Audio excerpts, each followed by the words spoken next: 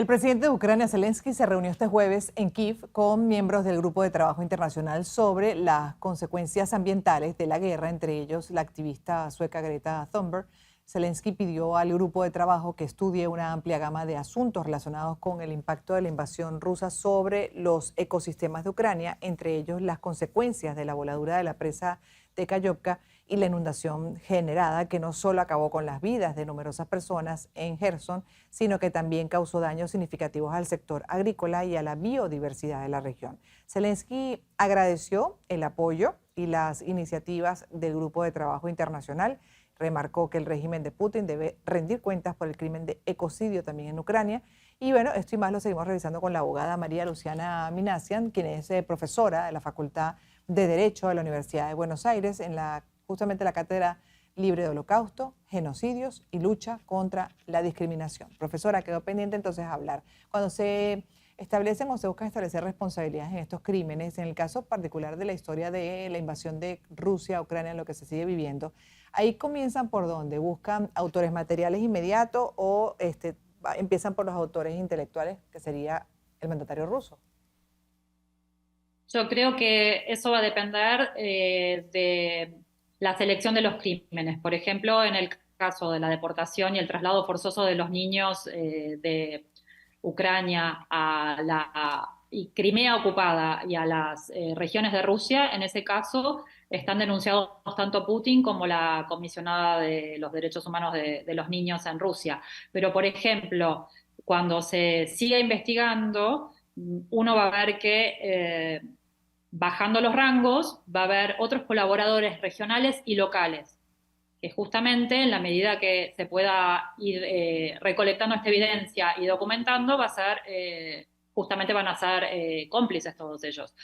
Depende, yo creo que en este momento, al no tener específicamente, no tener exactamente la información con lo que están contando para los distintos crímenes, todavía va a faltar Claro. poder dar eficientemente la red. Pero yo creo que por lo general en este tipo de denuncias va desde el autócrata o del presidente, como lo quiera llamar, los ministros de Relaciones Exteriores, cancilleres, y después empiezan a bajar los rangos Sí, militares. O gabinete, sea, hasta rangos militares como, bueno, claro, pueden ser generales, etcétera, pero ahí también yo creo que deberían hasta incluir, permítame, acláreme si estoy equivocada, pero deberían hasta incluir también a los soldados, porque los soldados, bueno, sabiendo que pueden ser también juzgados por crímenes de lesa humanidad, obviamente se la pensarían quizá digo yo, dos veces antes de ser parte, ¿no?, de un hecho de esta naturaleza.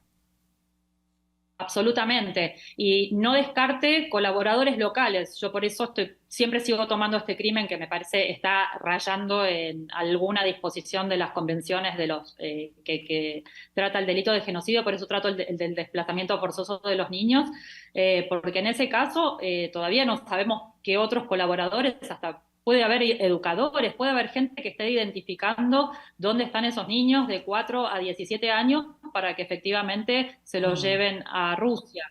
Y después tenemos un montón de herramientas actuales que hemos trabajado en otras presentaciones, por eso yo me adelantaba antes y decía que en las presentaciones del el problema de Nagorno-Karabaj usamos Camopedia y usamos Bellingcat para poder determinar algunos detalles que van a evaluar. Por ejemplo, cuando tú dices un soldado raso, hay uniformes, hay formas de determinar quiénes de esos combatientes o qué fuerza específica es la que aparece, porque todo eso se va documentando, incluso por la torpeza de ellos mismos, porque ellos mismos han subido a redes sociales, en el caso de los niños sobre todo, material que los estaría imputando de alguna manera, pero no lo descarto en otros crímenes. Entonces, eso mismo permite identificar este tipo de perpetradores y va a Mm. ayudar. Por eso digo que de las altas líneas para abajo y con toda la tecnología que contamos en estos momentos,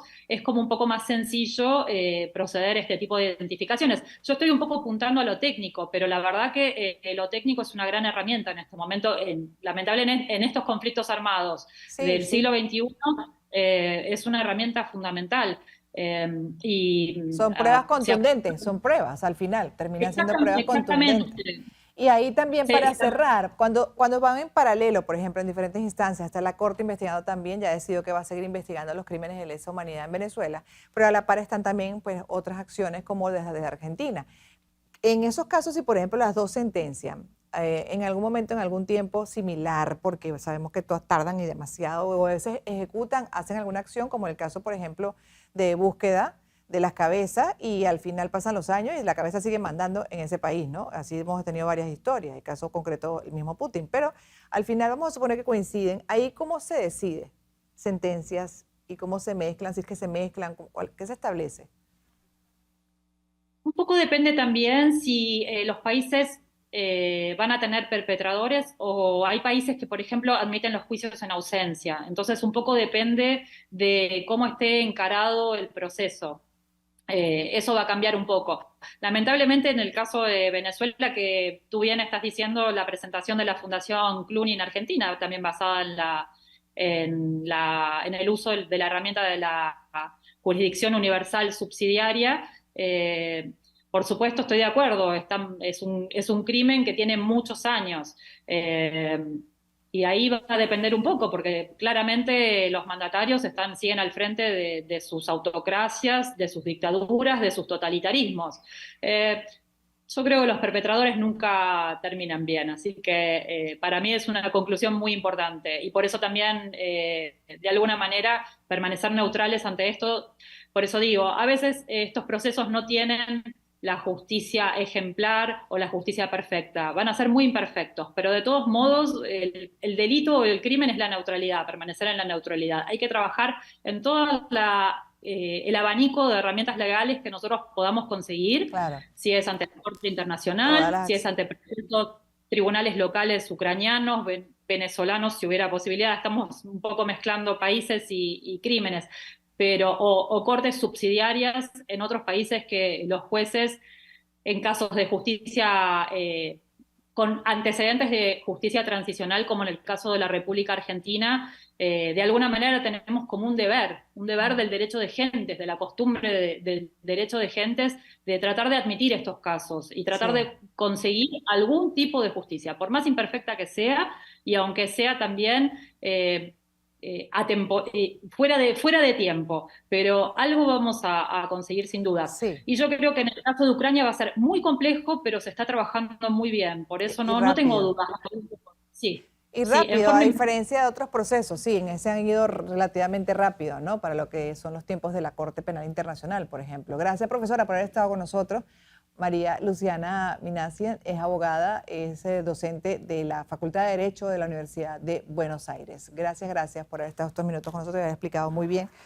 Una situación que, bueno, que a veces, como se comenta con frecuencia, pues luce muy, muy lenta para la emergencia que constituye, el drama que constituye. Hacemos una pausa, en breve un recuento informativo.